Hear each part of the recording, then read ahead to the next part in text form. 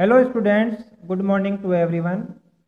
Our first chapter in geography section, its name resources, has completed, and today we discuss about practice exercise. Okay? Practice exercise को notebook में solve करने से पहले हमें ये clear कर लेना है कि जो एसएसटी की जो बुक है उसमें टोटल जो चैप्टर्स हैं उनको 3 कैटेगरीज में डिवाइड किया गया है। First history, second geography and third political science. इन तीनों ही सेक्शंस के लिए हमें अलग अलग नोटबुक्स बनानी है। ओके, हिस्ट्री के लिए अलग नोटबुक, जियोग्राफी के लिए अलग नोटबुक और पॉलिटिकल साइंस के लिए अलग से नोटबुक बनानी है। अभी अपना जियोग्राफी सेक्शन चल रहा है जिसका फर्स्ट चैप्टर कंप्लीट हो चुका है, तो हमें जियोग्राफी की नोटबुक में ये जो फर्स्ट चैप्टर है इसकी प्रैक्टिस एक्सरसाइज को करना है। ओके, और हमें ये अच्छे से माइंड में रखना है कि जो क्वेश्चंस हैं उन्हें ब्लैक पेन से राइट करना है और जो आंसर्स हैं उन्हें ब्लू पेन से राइट करना है, और वर्क है वो फेयर राइटिंग में अच्छे से करना है। उसमें बिल्कुल भी अपने को जल्दीबाजी नहीं करनी है ना। हैंड राइटिंग कैसे होनी चाहिए? अच्छी होनी चाहिए। Okay, then start practice time. Okay, first question multiple choice question है जिसमें अपने को 4 ऑप्शंस गिवन है। राइट जो ऑप्शन है उसको फाइंड आउट करना है और वही अपना आंसर होगा। Okay, first, on the basis of distribution resources can be classified as. तो जो रिसोर्सेज थे उनको अपन ने अलग अलग कैटेगरीज में डिवाइड किया था। देखो अपन वापस एक बार चेक कर लेते हैं जहां अपन ने चैप्टर स्टार्ट किया था। देखो यहाँ देखो, the classification of resources can be done under the following categories. किस किस बेस पे हमने उसको डिवाइड किया था? On the basis of their development. Development के बेस पर 2 टाइप्स के, actual and potential. On the basis of their origin, उनकी ओरिजन के बेस के ऊपर देखा तो बायोटिक और एबायोटिक। और जो अपना थर्ड था उसमें दिया हुआ था on the basis of their renewability. Renewability के हिसाब से उसको 2 कैटेगरी में डिवाइड किया था, एक तो रीन्यूएबल और सेकंड नॉन रीन्यूएबल। और on the basis of their distribution, distribution के बेस के ऊपर भी अपने उसको 2 कैटेगरी में डिवाइड किया था, फर्स्ट लोकलाइज और सेकंड यूबिक्यूटस। ठीक है, ये क्या है? इसको क्या स्पीक करना है? यूबिक्यूटस। तो 2 कैटेगरीज डिवाइड की थी अपने, लोकलाइज और यूबिक्यूटस। किस बेस पर? डिस्ट्रीब्यूशन के बेस पर। अब चलो अपना फर्स्ट क्वेश्चन देखो। यही क्वेश्चन अपने से आस्क किया गया है कि on the basis of distribution resources can be classified as. कि डिस्ट्रीब्यूशन के बेस पर रिसोर्सेज को किस प्रकार से क्लासिफाई किया गया है? तो एक्चुअल और पोटेंशियल तो नहीं है, बायोटिक और एबायोटिक भी अपना नहीं है, रीन्यूएबल और नॉन रीन्यूएबल भी नहीं है। अपना आंसर क्या है? Localise and ubiquitous. किस बेस पर? डिस्ट्रीब्यूशन के बेस पर 2 कैटेगरीज है, लोकलाइज और यूबिक्यूटस। तो अपना आंसर हो जाएगा D. Okay, second, dark soil of Deccan plateau in Maharashtra is. कि जो महाराष्ट्र स्टेट है उसमें जो डेक्कन प्लेट्यू है उसमें जो डार्क सॉइल वहां मिली है वो किस प्रकार का रिसोर्सेज है? Actual resource, potential resource, biotic resource और नन ऑफ द अबाउट। ये तीनों ही नहीं है, तो इसमें अपना आंसर होगा ए। कैसा रिसोर्स है? एक्चुअल रिसोर्स है। कौन? महाराष्ट्र स्टेट में जो डेक्कन प्लेट्यू है वहां जो डार्क सॉइल अपने को फाइंड आउट हुई है वो एक्चुअल रिसोर्सेज में उसको इंक्लूड किया जाता है। Third, which of the following is an abiotic resource. कि जो गिवन जो रिसोर्सेज अपने को यहाँ है ऑप्शंस में 4, उनमें अपने को फाइंड आउट करना है कि इनमें एबायोटिक रिसोर्स कौन सा है। तो देखो, बायोटिक रिसोर्स होते हैं लिविंग थिंग्स और एबायोटिक रिसोर्स कौन से होते हैं? Non living things. तो हमें इसमें फाइंड आउट करना है कि जो हमें 4 ऑप्शंस गिवन है उनमें नॉन लिविंग थिंग्स कौन सी है। तो देखो, फर्स्ट ऑप्शन क्या है? Land, second fish, third plants and fourth man. तो हमने क्या फाइंड आउट किया कि ऑप्शन बी, सी और डी इनमें जो ऑप्शंस दिए गए हैं वो क्या है, लिविंग थिंग्स है, और लिविंग थिंग्स क्या होती है, बायोटिक। जबकि ए ऑप्शन में हमें जो दिया गया है लैंड, वो क्या है, नॉन लिविंग है, और नॉन लिविंग थिंग्स क्या होती है, एबायोटिक। तो अपने को एबायोटिक रिसोर्स के बारे में आंसर किया है, क्वेश्चन आंसर किया है, तो अपना आंसर हो जाएगा A, land. Then fourth question, wind mills which generate wind energy are a oblique an. कि जो विंड मिल्स होती है एक मशीन टाइप है जो कि जो विंड्स होती है जिनमें एनर्जी होती है उसे वो कन्वर्ट करती है इलेक्ट्रिसिटी में। ठीक है, विंड मिल्स एक ऐसा इंस्ट्रूमेंट है जो विंड में जो एनर्जी होती है उसको ट्रैप करके उसे इलेक्ट्रिसिटी में कन्वर्ट करने का काम करता है। तो विंड मिल में जो एनर्जी, विंड एनर्जी जनरेट होती है वो किस टाइप का रिसोर्स है, तो वो आपका हो जाएगा रीन्यूएबल रिसोर्स। कैसा हो गया, रीन्यूएबल रिसोर्स, क्योंकि रीन्यूएबल रिसोर्सेज वो होते हैं जिन्हें हम कभी भी जनरेट कर सकते हैं, कभी भी उसको प्रोड्यूस कर सकते हैं, उसका कभी भी एंड नहीं होता है। तो जो विंड मिल से जो अपन विंड एनर्जी जनरेट करते हैं वो इसी टाइप का एक रिसोर्सेज है जिसे अपन जब चाहे बना सकते हैं, ये कभी भी एंड नहीं होता। तो अपना आंसर हो जाएगा C, renewable resource. Okay, then fifth question, we get natural resources from. कि हम जितने भी नेचुरल रिसोर्सेज जो गेट करते हैं वो कहाँ से गेट करते हैं, कहाँ से हमें वो रिसीव होते हैं।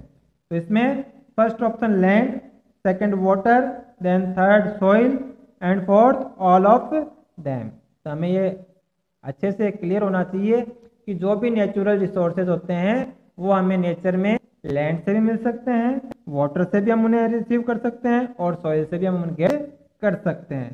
तो ये तीनों ही जगह ऐसी है जहाँ से हम अपन नेचुरल रिसोर्सेज को गेट कर सकते हैं।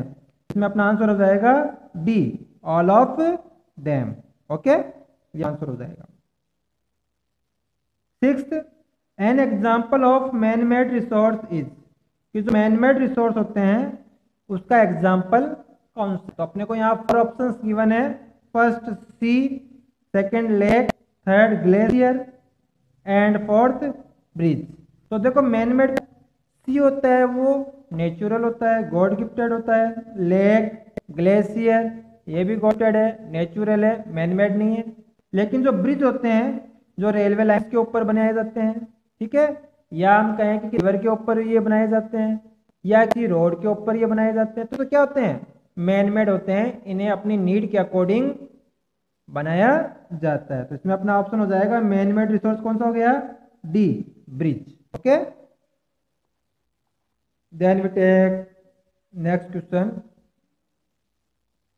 7, human resources should possess for development. कि जो ह्यूमन रिसोर्स होते हैं वो किस चीज को डेवलप करने के लिए, है ना, चीज के डेवलपमेंट के लिए उनको मोस्टली यूज में लेते हैं।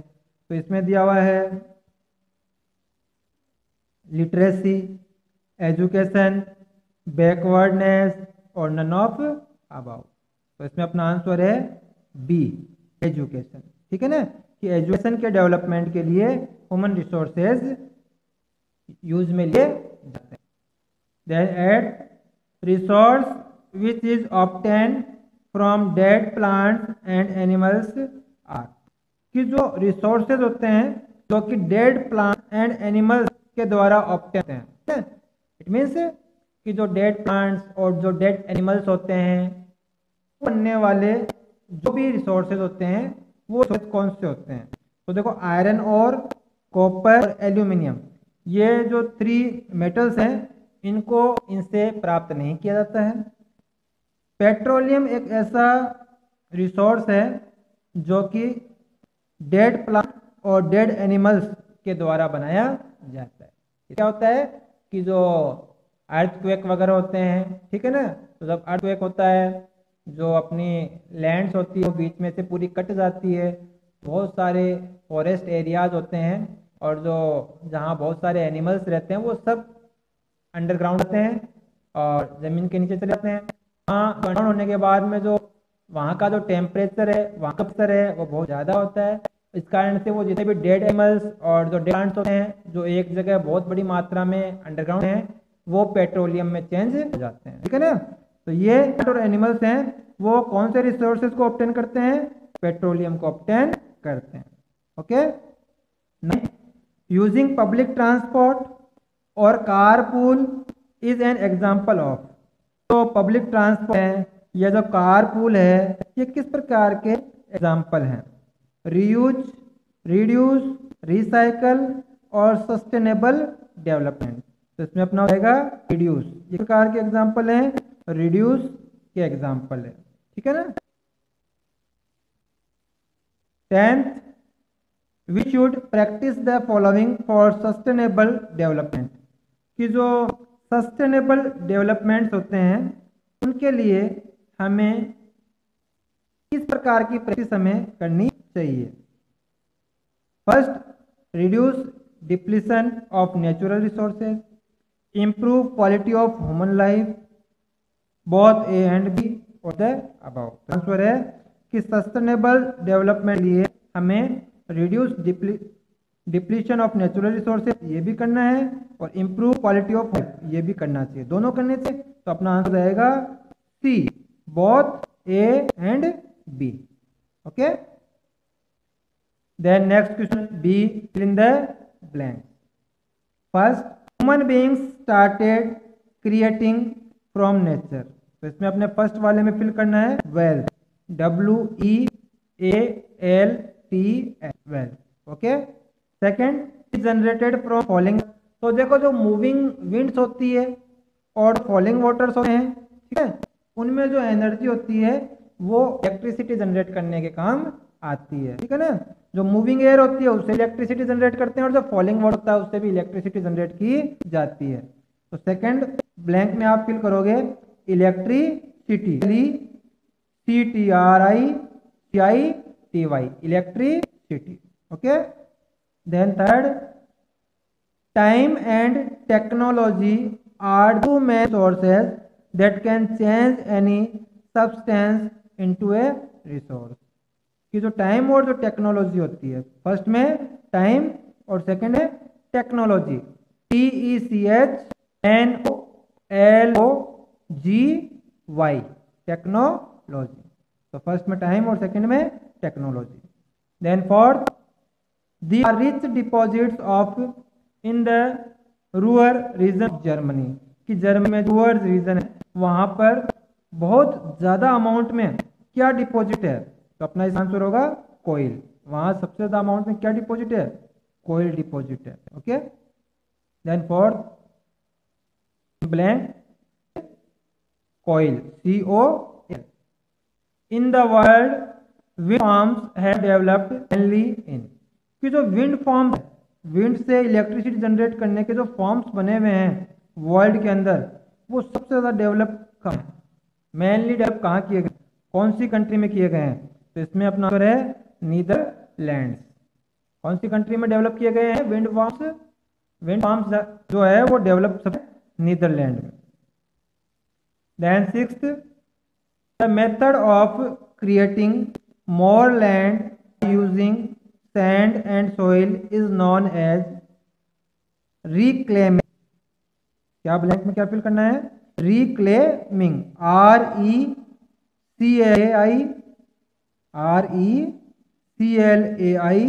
RECLAIMING, reclaiming, which found in Mumbai. Okay, sixth में आपको रिक्लेमिंग फिल करना है। Seventh, blank has led to excessive use of natural resources. कि जो नेचुरल रिसोर्सेज होता है उनका सबसे ज़्यादा जो एक्सेसिव यूज किया जा रहा है वो कहाँ किया जा रहा है, किस चीज़ में किया जाता है, तो वो हो जाएगा अपना इंडस्ट्रियलाइजेशन, INDUSTRIALI,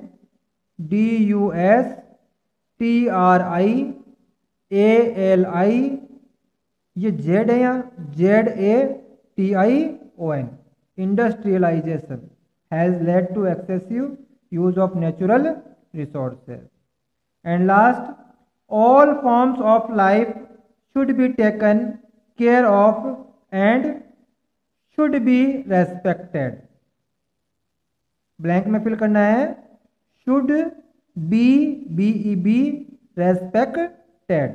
ओके, ये अपना B fill in the blanks हुआ। Then C state whether true और फॉल्स। ठीक है ना, तो अपने यहाँ ये सभी ट्रू है और अपने को जो ब्लैंक्स गिवन है उनमें अपने को इनको ट्रू बनाने के लिए फिल किया गया है। तो आपको इसमें जो ब्लैंक्स हैं उनमें करेक्ट वर्ड फिल करना है। तो इसमें फर्स्ट वाले में आपको फिल करना है नॉन इकोनॉमिक। ये beautiful landscape has an non economic value. Okay, second resources which are biotic and abiotic are classified on the basis of their origin। ठीक है ना, कि जो रिसोर्सेज है उन्हें बायोटिक और एबायोटिक में जो क्लासिफाई किया गया है वो किस बेस पे किया गया है, ओरिजिन के बेस पे किया गया है। Third, the coast of Tamil Nadu and Gujarat in India have developed wind farms. India में जो विंड फार्म्स है वो डेवलप कहाँ है, तमिलनाडु और जो गुजरात है उनके जो कोस्ट हैं, कोस्ट मीन्स समुद्र के आसपास के जो इलाके हैं, सी एरियाज हैं तमिलनाडु और गुजरात स्टेट में, वहां पर विंड फार्म्स हैं वो डेवलप किए गए हैं। Fourth, petroleum is an important resource use for industries and means of transport. कि जो पेट्रोलियम जो रिसोर्सेज है वो एक अपने आप में इम्पोर्टेंट रिसोर्सेज है क्योंकि उसका यूज इंडस्ट्रीज के अंदर और जितने भी ट्रांसपोर्टेशन के मीन्स हैं, चाहे वो टू व्हीलर हो, चाहे वो फोर व्हीलर हो, चाहे वो ट्रेन हो, चाहे वो प्लेन हो, सभी में पेट्रोलियम यूज किया जाता है। Fifth, uranium is Ladakh is a potential resource. कि जो लद्दाख में जो यूरेनियम है, यूरेनियम एक मिनरल है जो कि अपने अंडरग्राउंड है, लद्दाख में इसको फाइंड आउट किया गया है, जिसमें बहुत ज़्यादा एनर्जी होती है, तो ये एक पोटेंशियल रिसोर्सेज है। सिक्स्थ, लोकेलाइज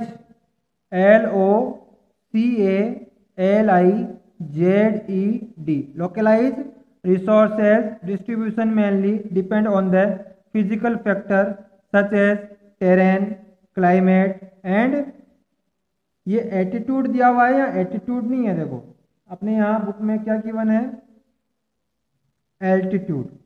ये देखो ये स्पेलिंग राइट ये है ALTITUDE, एल्टीट्यूड है। यहाँ अपने क्वेश्चन में इसको रॉन्ग राइट किया हुआ है, ठीक है ना, तो यहाँ अपने को जो ये एटीट्यूड दिया हुआ है इसमें फर्स्ट एल कर देना, एल्टीट्यूड, ठीक है ना, ये रॉन्ग स्पेलिंग है, इसको राइट कर लेना आप। ओके, तो इसमें 6 में लोकलाइज हो जाएगा। 7th, abiotic resources are non living. जो एबायोटिक रिसोर्सेज होते हैं वो क्या होते हैं, नॉन लिविंग होते हैं। Last, balancing the use of resources and conserving them for future generation is called sustainable development. तो जो एड में ब्लैंक है उसमें आप फिल करोगे sustainable development. Okay, then next question D, give one word for each of the following. कि जो following statements अपने को गिवन है उनके लिए वन वर्ड यूज करना है। The worth of an object और resource is known as value, VALUE, value. Okay, then first blank we fill value.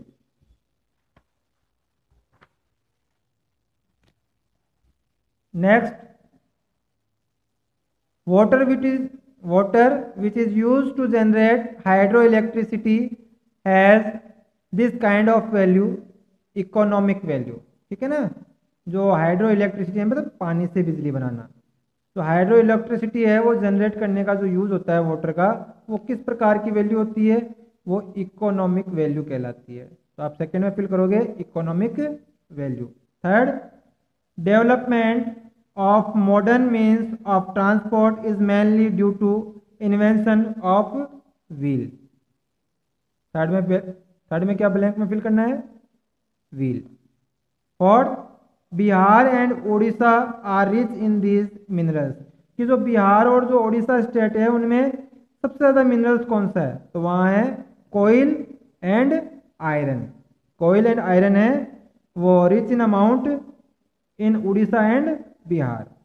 Fifth, the resource whose quantity is known to us is actual resources, the resource whose quantity is known, कि ऐसे resources जिनकी अपने यहाँ अर्थ पर कितनी quantity है वो हमें अच्छे से पता है। तो ऐसे रिसोर्सेज जिनकी क्वांटिटी का हमें नॉलेज है, हमें पता है कि वो कितनी मात्रा में हमारे पास है, तो ऐसे रिसोर्सेज क्या होते हैं, actual resources. Six, the 3 R's are, जो 3 R का जो रूल होता है रिसोर्सेज को और नेचर को इनको अपने को सेव करने के लिए, तो जो 3 R का जो रूल होता है उसमें आर जो है उससे बनने वाले 3 वर्ड्स है जिनका यूज किया जाता है नेचर को बचाने के लिए। First reduce, second recycle and third reuse. Okay, तो अपने को इस चैप्टर में आज जो प्रैक्टिस टाइम है उसमें A tick the correct answer वाले, B fill in the blanks वाले, सी स्टेट वेदर ट्रू और फॉल्स वाले, और D give one word for each following.